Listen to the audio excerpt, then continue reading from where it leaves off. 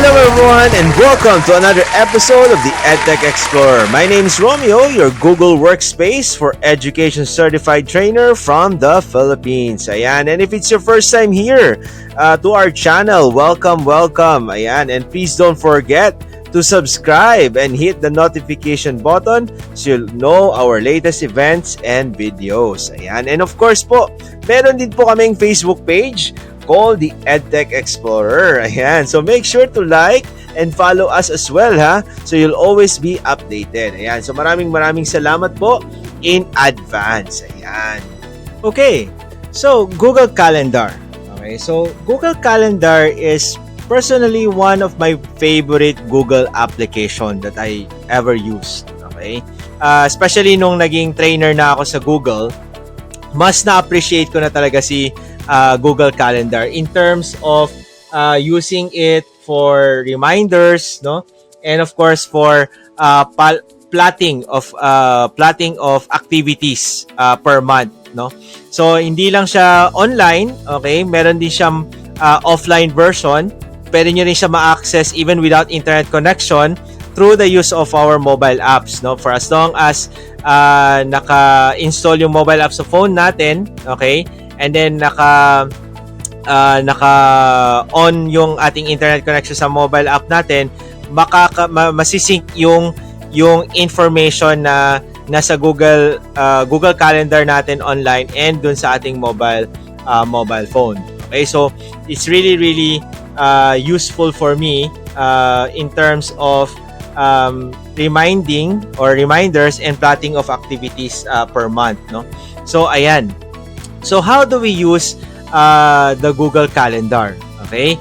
So let's start by creating a calendar, no? Creating a calendar in our Google Calendar. So paano ba 'yan?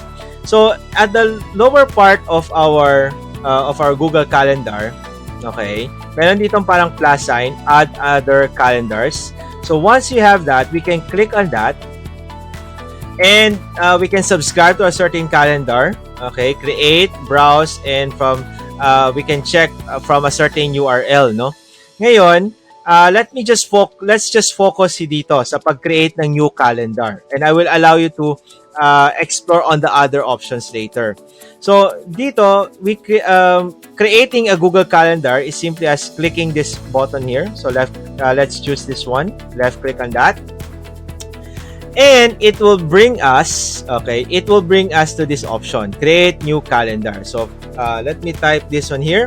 Let's say, for example, kunwari, ito yung name niya, EdTech Explorer, December 2021 events. Ayan. Okay, 2021 events. So, just, for example lang po yan, ha? Example lang yan.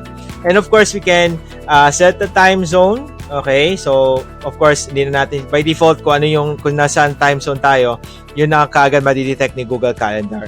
So once we have that, we can click create calendar.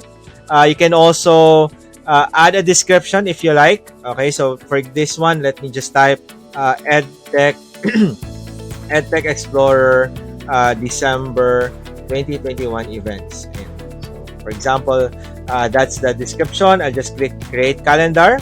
Ayan. And once you click that, okay, once you have created it, you will be able to see the created calendar at the left side of your of the settings, which is this one here, EdTech Explorer. So you can click on that, left click on this newly created Google Calendar. So click on this, and it will provide you with more options here. Okay, so with this one, with all of these options here, okay, there are two important parts. Parang ito yung pag nagki-create ako ng Google Calendar events, no. Itong dalawa na to ang pinaka-importanteng bagay na kailangan yung iset. Number one is the access permission. Okay. So if you don't want anyone, okay, if you don't want ma-access publicly ng Google users or anyone yung ating Google Calendar, make sure that this option here is unchecked or wala siyang check mark. Okay? So that no one else can access that unless you share it to people. Now, speaking of share, okay, we can actually share, no, this calendar to specific people.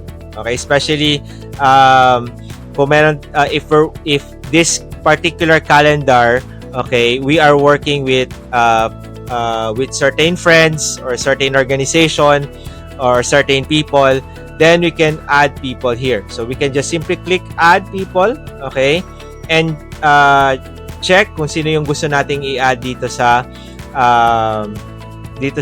calendar na to. Okay? So make sure, okay, yung public naka-uncheck if you don't want to share it to be shared to anyone in public. Okay? Lalo na kapag yung account na ginagamit natin ay Google Workspace account, meaning it's within our institution. Okay? So make sure na hindi po siya naka-public, no? And of course, if you want to share to specific people, you can add people here. Okay? Dito sa specific share with specific people. So you can set this up. Okay? Ayan. Now, let's return to the main calendar, okay, which is ito na. Okay? Once we create an event or pag mag-create na tayo ng event, okay, so meron na tayong itong calendar kanina. All you have to do is just to go to this one here, create. Okay? Pag-create natin ng create, we can click event. Personally, kahit task yung ginagawa ko, event pa rin yung ginagamit ko dito. So, I just click event here, whether it's a task or a reminder or whatever. Event talagang always na ginagamit ko. And then after that, I always click more options, like so. I-click ko po yan. And then, dito sa add title, okay, it will be best kung descriptive yung mga nilalagay po natin dito. Okay? For example, EdTech Explorer. Okay? Episode 10. Example lang po yan. We just click this one here para pwede tayo mag-set kung kailan ang reminder na to or kailan ba tong event na to. We can set the time. Okay? But of course, if it's a whole day event, pwede nyo i-set. Okay?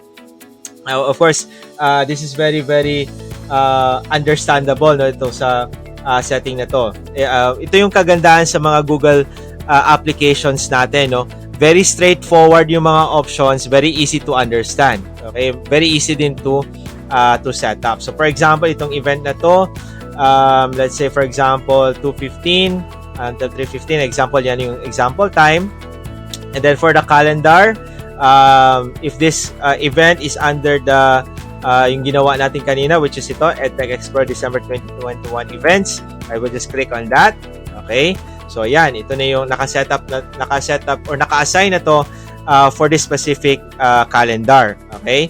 And of course, we can add notification 10 minutes before. Pwede tayong, let's say, 1 hour. Okay? 1 hour before. Pwede din tayong sa days. Okay, 10 days or 1 day before. Pwede rin tayong per weeks, no? 1 week before or something. Depende na sa how you want to be reminded. So that's also nice. One thing also na ginagawa ko, itong visibility.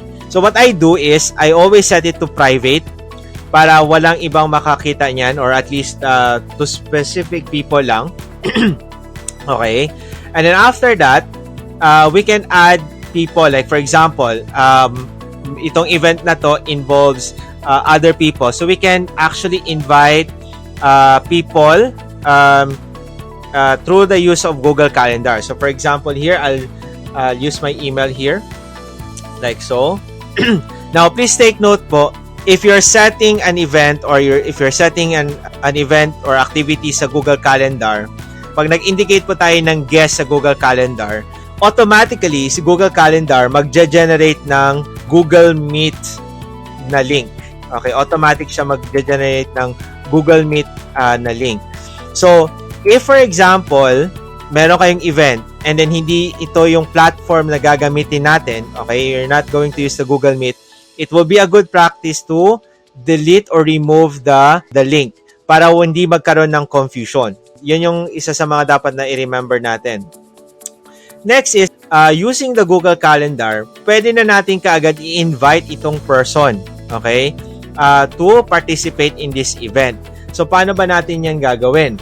All you have to do, dito sa baba, sa add description, we can already add or type the details of this event. So, for example, dear participant, okay, please attend this event. Ayan. So, for example, platform details. Ayan. So, kunwari, yan po yung mga, yan yung email or yan yung content or invitation letter natin sa mga participants na nandito sa guest list natin. So, once you have this one, okay, once meron na po tayo nito, meron na tayong title, nakaset na yung date natin dito, meron na rin tayong notification, and of course, yung details ng ating event na to, nandito na rin sa description area, okay? And of course, meron na tayong guest list, no, with all the emails and all. Then you can already send it, click save, no? Save this event, click save.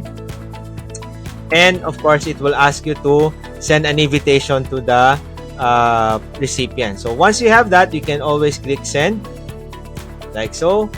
And yung naka-send na siya ng invitation dun sa ating participant. Okay? So how does it look like? So it will look something like this. Okay? As you can see, nandito ako sa Google Calendar ng other account ko. Okay?